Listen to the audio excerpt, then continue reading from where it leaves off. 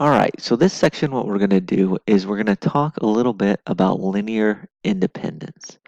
Okay, now notice that there is no section 1.6 for the notes.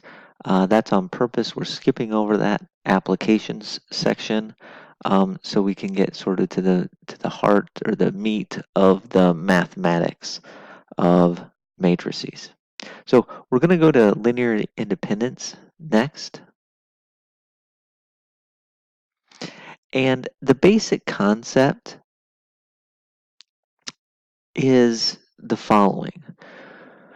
We saw that a linear combination of vectors was some sort of sum and scalar multiplication of vectors that leads to another vector. So in other words, we call y a linear combination if it is a scalar multiple times a vector plus a scalar multiple times another vector plus and so on and so forth, some scalar multiple times the last vector. So if we can write y as a linear combination of vectors v1 through vn, then y can be written like that.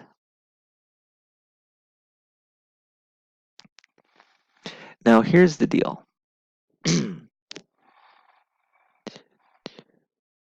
We have this linear combination idea. We call a set of vectors linearly independent if the vector equation, linear combinations of v1 through vn, is equal to 0 when, let me say that, only when c1, c2, and so on and so forth, and cn are equal to the number 0. In other words, a set of vectors is linearly independent if the only linear combination that gives you 0 is the trivial solution. So if the only linear combination that gives you 0 is the trivial solution, then the set of vectors is known as linearly independent. Now it's just the opposite with linear dependent. A set of vectors is linearly dependent if you can find a non-trivial solution to that homogeneous vector equation. All right? I'm trying to state that multiple ways on purpose. So again, we're thinking about the homogeneous vector equation, and if it only has the trivial solution, then it's independent, then the vectors are linearly independent. If you can find a non-trivial solution, then the vectors are linearly dependent. All right. And by the way, we know when it does have non-trivial solutions, there's going to be infinitely many of them. We've seen that before. All right. Now, here's where the terminology comes from. These vectors, this set of vectors, is known as linearly dependent when we can find a non-trivial solution. So, in other words, we can find some linear combination that gives us 0 where our coefficients aren't all 0. Okay? So let's assume we have a set that is linearly dependent. And let's also assume that this last coefficient is a non-zero coefficient. We know that at least one of them has to be non-zero, so let's assume the last one is not non-zero. Well, if the last one is not, if the last coefficient on the vector Vn is not 0, then we can subtract that last scalar times vector from both sides of this equation. And notice that we can write this vector as a linear combination of the vectors before it. All right? So in other words, when we have linearly dependent, we can write one of the vectors as a linear combination of the other ones. Okay, so the word dependent comes from that fact that this Vn in some ways can be created through these other vectors, V1 through Vn minus 1. And so it is, the set is dependent. All right, dependent. Vn can be created through linear combinations of these other vectors. Okay, so what we're going to do is we're going to try to determine if a set of vectors form, or if a set of vectors is linearly independent or linearly dependent. Okay, so do the vectors v1, v2, and v3 form a linearly independent set? So basically, this is going to rely on techniques that we saw in previous sections. Basically, what's going to happen, let me escape and put back into the Word, is we're going to take these three vectors and we're going to say, we're going to create the vector equation. Now, when I say the vector equation, I'm talking about the homogeneous vector equation, C1 times V1 plus C2 times V2 plus C3 times V3 equals the zero vector. These should be bolded because they're vectors.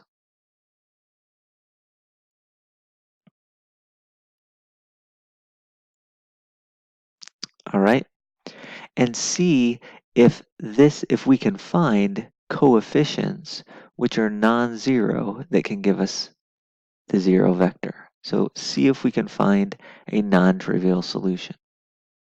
Now, the easier way to do this is to not use the vector equation, but to remember the matrix equation. So if we were dealing with the matrix equation that is equivalent to this vector equation, whoops. So looking at the matrix equation, which is equivalent to the vector equation, what we would do is we would take our matrix, which would be 3 by 3. We'd say -4, 3, -2 in the first row, 13, 4, 5 in the second row, 9, 6, -3 in the third row, times the vector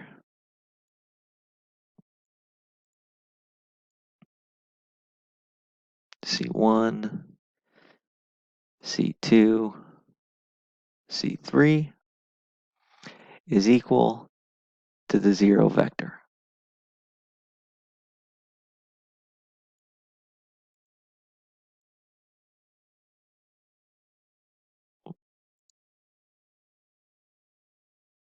Okay, that's our matrix equation.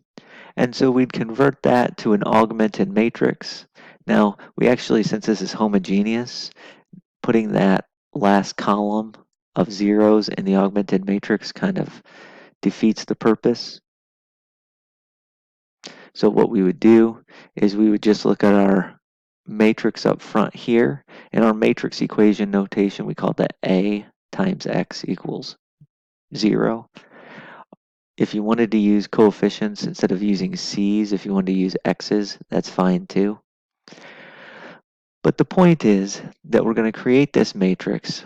We're going to put that into row-reduced echelon form and see what it gives us. Now, just as a reminder of how to do that, we go to our calculator and we basically go to the matrix menu, so second matrix, the matrix that I wanted to input, a lot of times we call that the matrix A, was in fact 3 by 3, so 3 by 3, and then input your entries, -4, 3, -2, 13, 4, 5, and 9, 6, -3. Okay, so once we have our matrix A input, we go back to the matrix menu. We want to scroll all the way to RREF. Oops, I screwed that up. Let me clear that. We want to go -4. I apologize. I didn't go to the home screen first, did I? So go to the home screen first, then go to RREF, and then say we want to put matrix A in row reduced echelon form.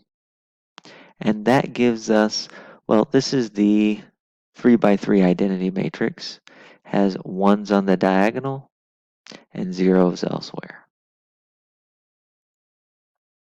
So when you row reduce echelon form this, you end up with a matrix with 3 pivot columns, 3 rows,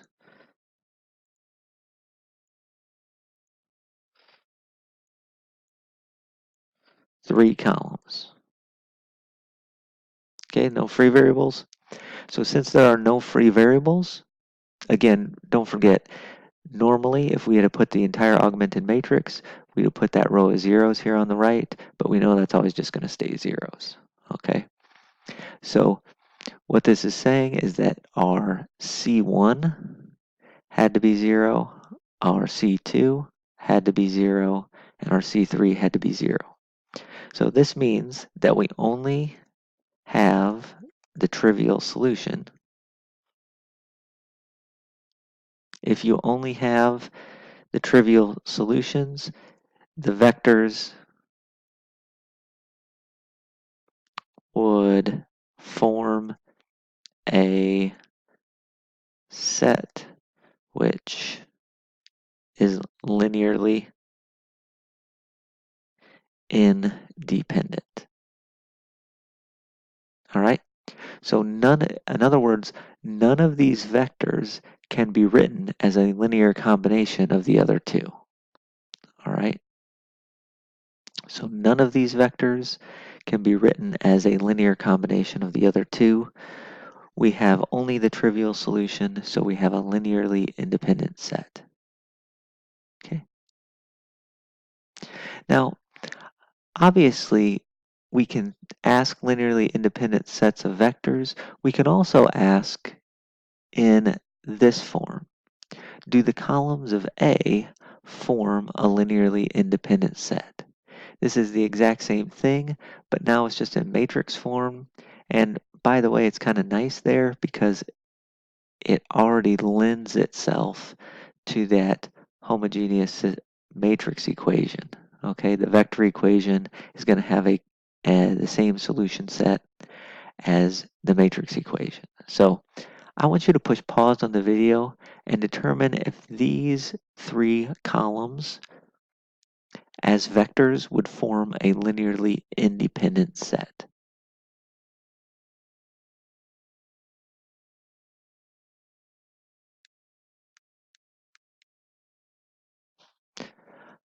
All right, so hopefully you went ahead and did that.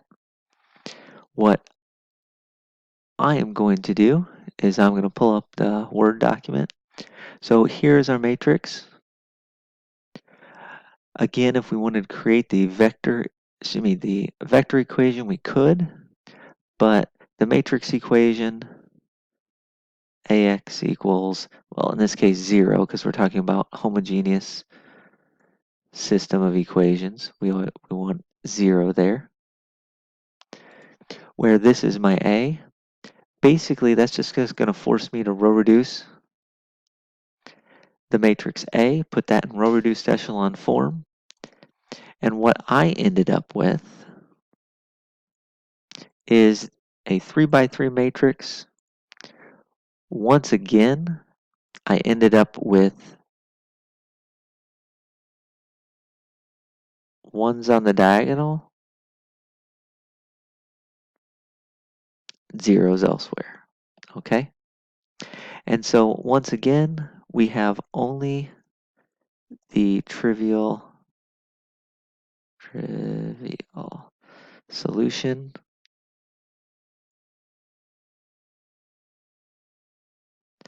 because there's no free variables there, so only the trivial solution exists, and therefore the set would be linearly independent. Okay, so linearly independent when this matrix equation only has a trivial solution, or when the vector equation only has a trivial solution. All right.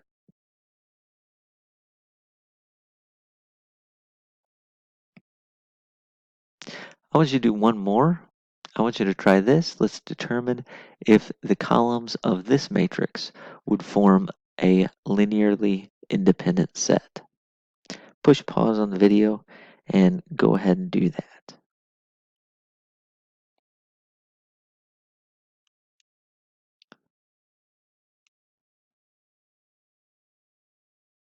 All right, so hopefully you went ahead and did that. And solution to this, well, basically,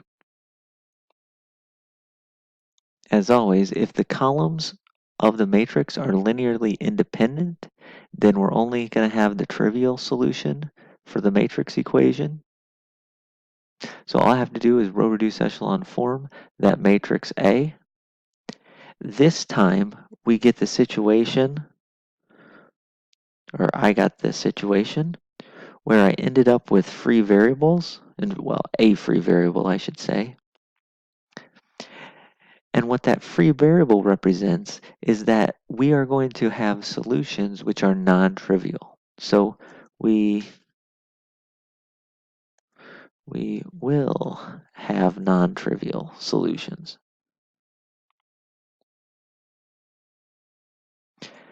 Non-trivial solutions both to the matrix equation and to the vector equation, both of which are homogeneous. So we will have non-trivial solutions, therefore the columns of matrix A,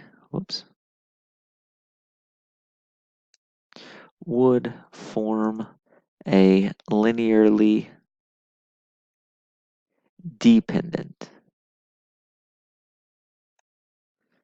set. Okay, so linearly independent set means only the trivial solution. Only the trivial solution means I can't rewrite a vector as a sum of other vectors that came before it.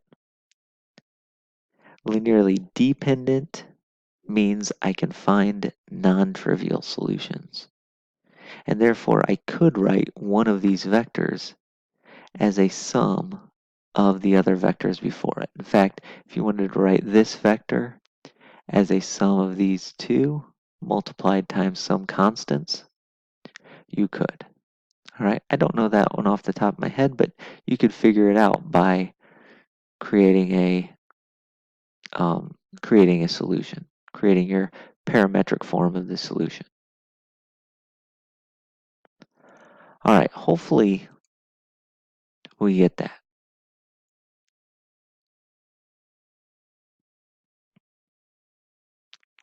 So the observation that I've been making is that linearly independent sets can only happen when that matrix equation only has a trivial solution.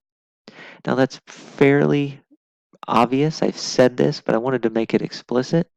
It's because the solutions to this vector equation are the exact same solutions to this matrix equation. So the solution set of the vector equation is the same as the solution set to the matrix equation, and therefore that's what allows me to use that row reducing of A every time. Okay, so if I went back to my first example, this one here, I could have just said, well, let's take these three vectors as columns of some matrix, row reduce it, and see if we can get only the trivial solution or see if we can get non-trivial solutions. So linearly independent, when we can only get the trivial solution, linearly dependent means we can get non-trivial solutions. And that all came from the fact that vector equations have the same solution sets as matrix equations. Now, we're going to make a couple of other observations here to make our lives a little bit easier. We can ask, for instance, do these two vectors form a linearly independent set? Or would these two vectors be linearly dependent?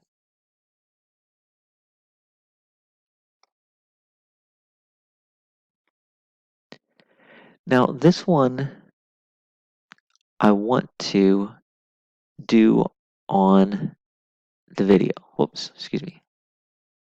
All right.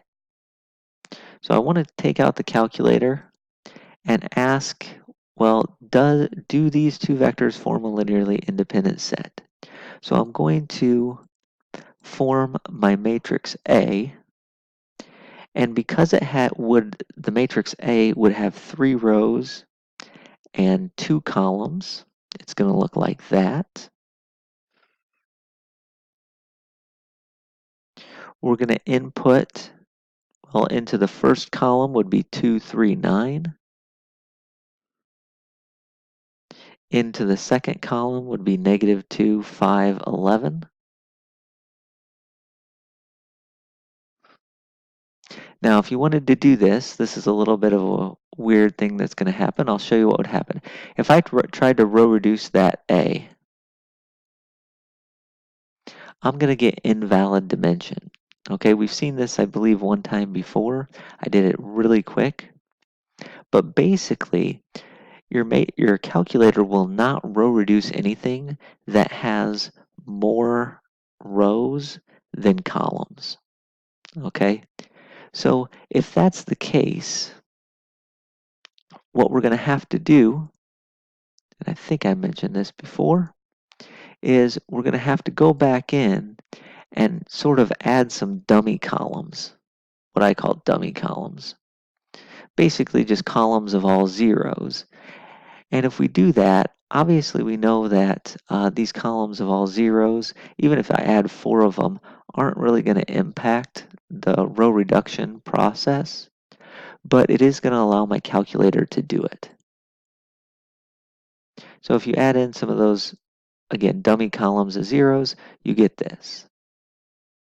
Now, what that means is that the matrix that we just reduced should reduce just to these first 2 columns. All right, again, we're going to ignore that third one because we just added that third one so that our calculator could do it. Now, when we write down our work, we're going to write it down like this. Well, obviously we're talking about a homogeneous matrix equation or a homogeneous vector equation. We're going to row reduce this matrix. So when I write down the matrix like by hand on my work, I would not include that dummy row of zeros. But utilizing the calculator, you kind of have to. It would reduce, so the matrix, by the way, reduces to this one. And notice we had 2 pivot columns, no free variables. So no free variables means that only the trivial solution exists. right? Only the trivial solutions means that if we created a set using those two vectors, that set would be linearly independent.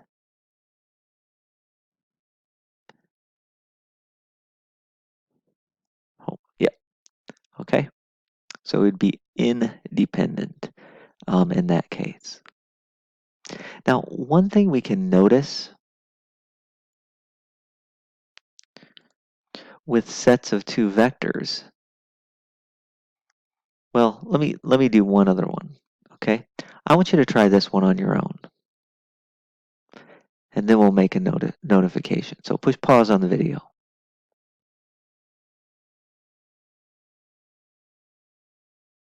All right, so basically what's going to happen is you're going to put these two vectors, if you're doing it the way I just, the way we've always been doing it, make a matrix out of these two vectors. It'll have 2 columns and 3 rows. And then row reduce it. Again, on your calculator, you have to add that dummy column so that the whole thing works out. But when you do, what you'll see is this row reduces to first row 1, -2, and then the other 2 rows are going to be 0. That means I have this free variable, right, which we would call x2 or c2. It doesn't matter how you write that. But we have this free variable, so non-trivial solutions will exist. And therefore, these two vectors as a set would form a linearly dependent set. All right, linearly dependent. Now, the observation that I was going to say before this example is that I want you to notice linearly dependent and go back to that dependence relation, okay? Notice that if we only had two vectors, what's going to happen here? Well, if we only have two vectors, the C2 through all that stuff is going to disappear. And so what I'm trying to get at is the following observation. If you only have two vectors,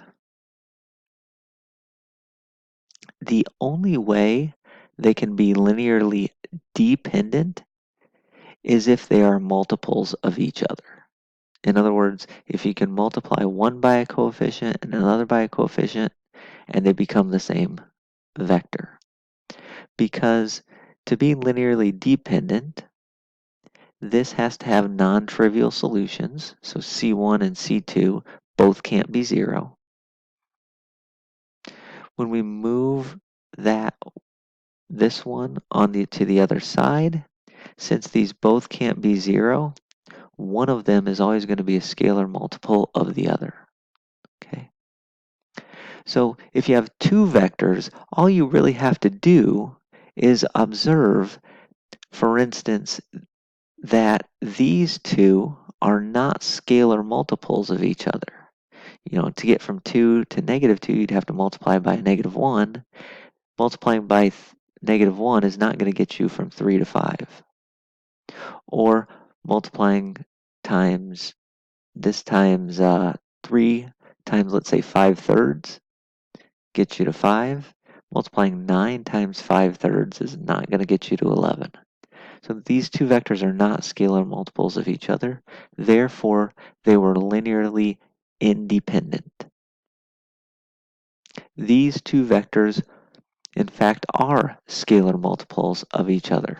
If you observe closely, going from 4 to -8 is a multiplying by -2.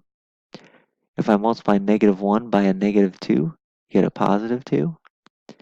And if you multiply 2 by -2, you get a -4. So if I would have multiplied V1 times -2, it would have came out to V2. So they're scalar multiples of each other. Okay, and that's always going to happen when you have two vectors.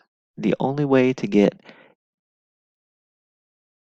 a dependent relationship with two vectors is to have one be a scalar multiple of the other.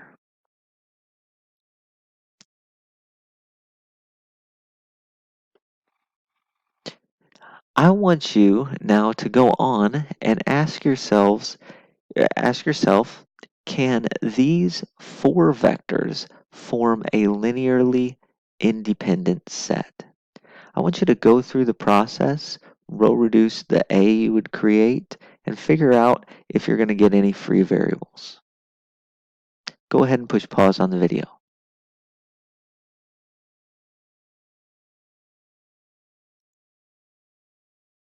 All right, so again, hopefully you did that.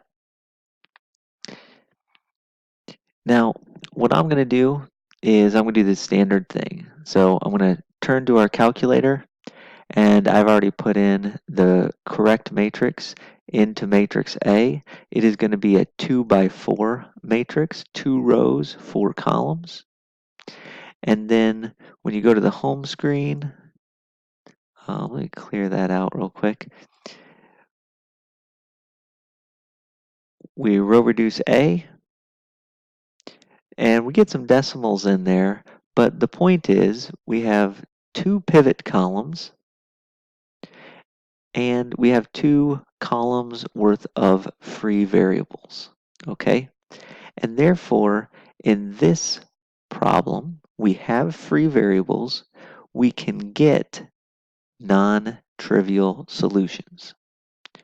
So as a set, the set of these four vectors would be linearly dependent because we can get non-trivial solutions. So again, these would be linearly dependent.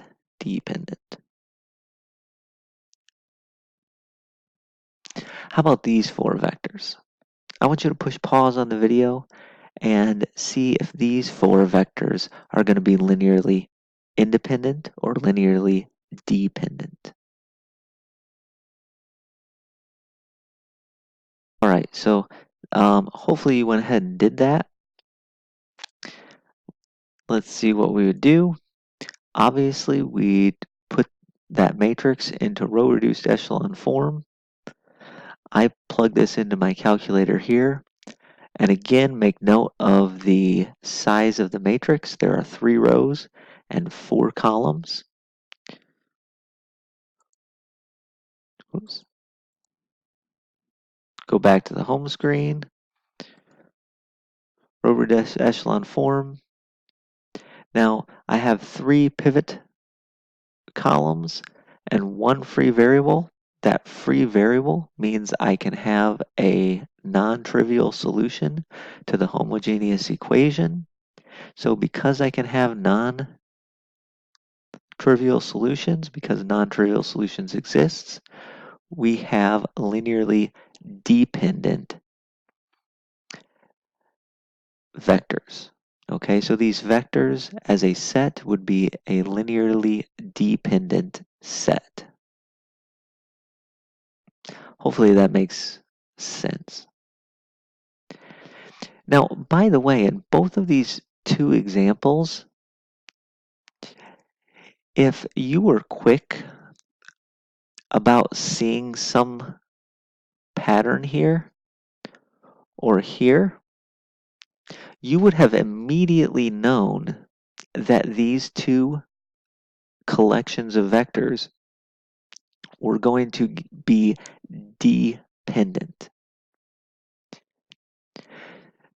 Notice what kind of matrix we would have had to have had dimension-wise when we dealt with our first matrix, we dealt with this first example here. This matrix was going to be 2 by 4. That means 2 rows and 4 columns. The best we could have done is have 2 pivot spots. Because of our 2 rows, the best I could have done is have 2 pivot spots. That means there were going to be at least 2 columns worth of free variables. So we were forced to have dependence just based on the fact that we had too many vectors and we only had 2 dimensions here. We only had we were only in R2, okay? So each vector only had 2 entries, but we ended up with 4 vectors. That created a matrix which was going to, at best, have 2 pivots, and at the smallest it's going to have in terms of free variables was 2. And that's what we ended up with. But in general, the same thing happens here. Think about what the row reduced echelon form of any 3 by 4 matrix would be. Any 3 by 4 matrix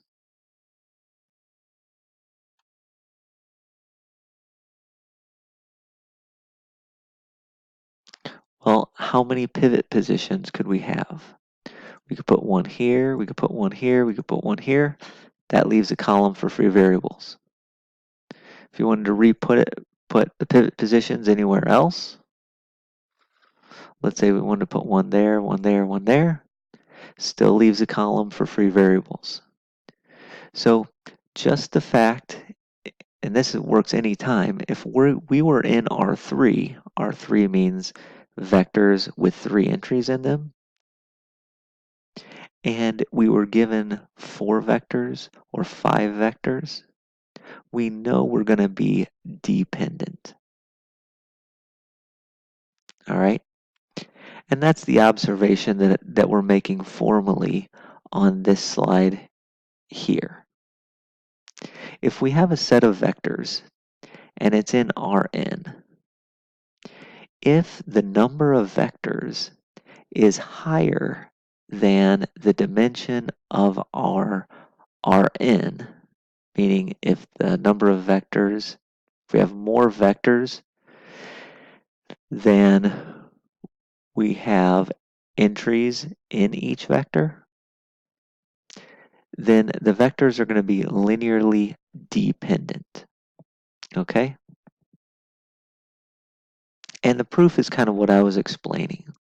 The matrix A is going to have n rows and p columns. If p is bigger than n, that must be some non-pivot columns. Non-pivot columns are associated with free variables, and free variables give us non-trivial solutions. So that's basically the observation we're making. If we end up with too many vectors, we can immediately say, oh yeah, that's dependent. All right? So what I'm trying to get at with these observations is that there's some quick ways to do it without having to put in the row reduced echelon form. You can look at, if I have 2 vectors, I can just ask, well, are they scalar multiples of each other? If they are, they're dependent. If they're not scalar multiples of each other, then they're independent.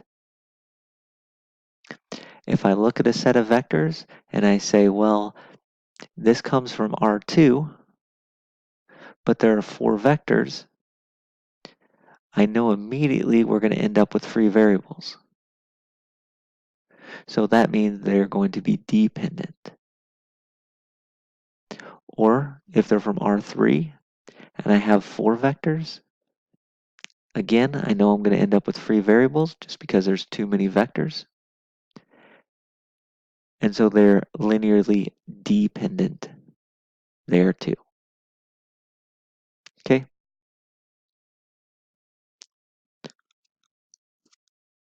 Now, one last little thing here that I wanted to point out.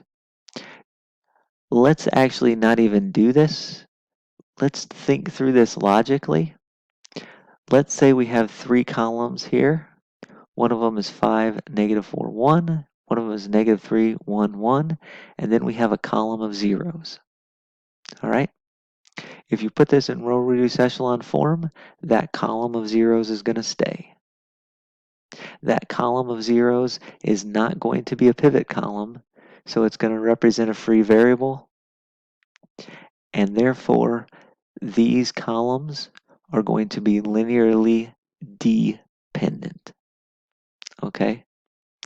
So if you ever have a column of zeros, we're going to be linearly dependent because that column of zeros has to lead to a free variable. All right? And by the way, you can write this in the vector equation too. Let's say I have three vectors. I have vector 1, vector 2, and the 0 vector. Well, a non-trivial solution, non-trivial coefficients would be 0, 0, and then 1. In fact, 0, 0, and then any number other than 0 is a non-trivial solution to the homogeneous equation. All right? So if you ever have a 0 column or a 0 vector, then the set has to be linearly dependent. Okay? Now this one, there's no simple tricks. In this situation, we look, we say none of our columns are 0. We don't have two vectors, we have more than two vectors, so I can't use the trick of seeing if they're scalar multiples. And lastly, yeah, these vectors are coming from R4, so four-dimensional vectors, 4 entries in each, but we only have 3 of them. So I want you to ask yourself, would the columns of this matrix form a linearly independent set? There's no way, there's no like shortcut technique. That's what I was trying to get at. There's no shortcut technique of doing this. You just have to figure out the row reduced echelon form of that matrix. So go ahead and push pause and do that. All right, so hopefully we went ahead and did that. Okay, now we have 4 rows, 3 columns, so we put that into our matrix, or excuse me, into our calculator, have our calculator do row reduced echelon form. Once again, don't forget, because we have too many rows and not enough columns, our calculator is going to give me a dimension mismatch error, and therefore just add that dummy column of all zeros to make it a 4x4 matrix. Okay. Short of the story is when you do that, you row reduce echelon form that. Again, I'd have to add in a dummy zeros column. You end up with this. Now here we have 3 variables, 3 pivot columns. That means we only get the trivial solution, right? We'd say x1 equals 0, x2 equals 0, x3 equals 0. So we'd only end up with the trivial solution, and therefore these 3 vectors would be linearly independent.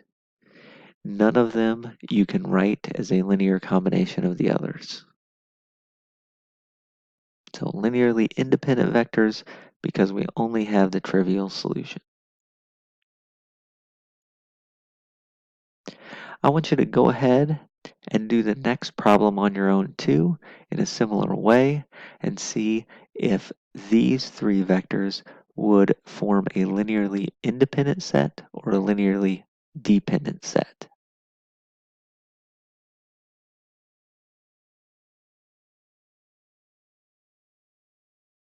All right, so hopefully you went ahead and did that. I'm going to do the same thing. We're going to take row reduced echelon form, the matrix that we dealt with. Oh, that all came in bolded numbers. Weird. It turns out when you put this one into row reduced echelon form, you get 1, 0, 6, 0, 1, 2, 0, 0, 0, and then another 0, 0, 0. Okay, so you get 2 rows of all zeros, and then you get 2 rows which give you a relationship. Again, this is a homogeneous we're thinking of this as a homogeneous system or a homogeneous matrix equation. So we get rows of zeros here. We end up with a free variable. In fact, the x3 would be my free variable. So free variable at x3. Since we have a free variable, we have non-trivial solutions, or non-trivial solutions exist, and therefore this would be a linearly dependent situation. Okay, so again, non-trivial solutions means it's linearly dependent. Now, before I move on from here, I just want to show you the actual deep, or at least an actual dependence relation. All right. Remember what we were talking about here, that we're saying that we can find a non-trivial solution, and therefore we can write one of the vectors as a linear combination of the other ones. Okay? Some may ask, well, what is the linear combination that gives you the v sub n? Let's do that and tie it back into the solutions that we looked at in section 1.5. All right, so we know that this matrix up here, the columns are linearly dependent, so we can find a non-trivial solution. And if you remember from last section 1.5, the general form of the solution would be that x1 has to be negative 6x3, x2 has to be negative 2x3, and x3 would be free. Okay? Again, technically, x1 plus 6x3 would be equal to 0. I just move that 6x3 over to the other side by subtracting both sides by minus 6x3. Similarly, the original equation would read x2 plus 2x3 equals 0, but you can solve for x2. So that was the general form of the solution. Remember what the parametric form was? The parametric form would have said x3 times vector negative 6, negative 2, 1.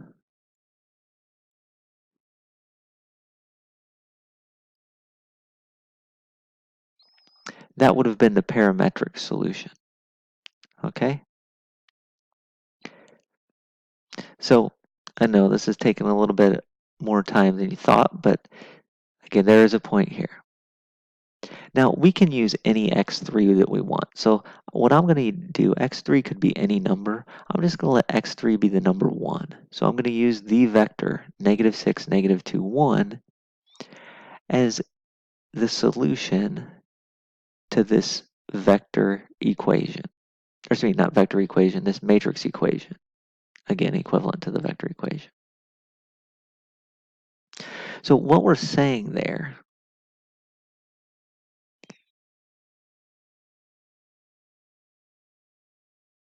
is if you take that matrix and you multiply times the vector negative 6, negative 2, 1, you should get the 0 vector out.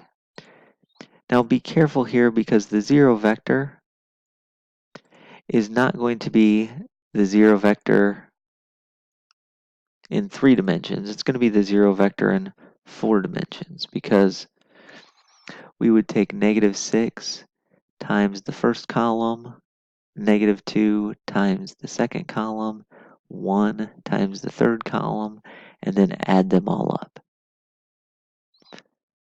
I'll push pause for a second and I'll write that matrix equation as a vector equation. Boom. There is the vector equation that I'm talking about. -6 times the first column minus 2 times the second column plus 1 times the third column is going to give us a 0 vector.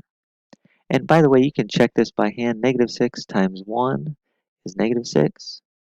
-2 times -3 is +6. So you get -6 plus 6 plus 0 is 0. We get 12 minus 20 plus 8 is 0. We get 18 minus 12 minus 6 is 0. And we get -6 plus 10 minus 4 is 0. So you can check that each entry does in fact work. Now, what I'm talking about with the dependence relation is this, that this vector here, 1 times this vector, well, I can kind of ignore the 1 and just say, well, that vector by itself. 1 times anything is itself. And if I add 2 times this vector and add 6 times this vector to both sides, this one's going to cancel out, this one's going to cancel out, and I can rewrite my vector equation. Actually, let me do it this way.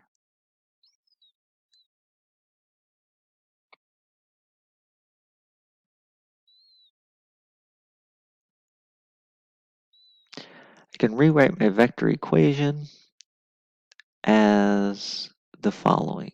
That vector 0, 8, -6, 4 can be written as 6 times my first vector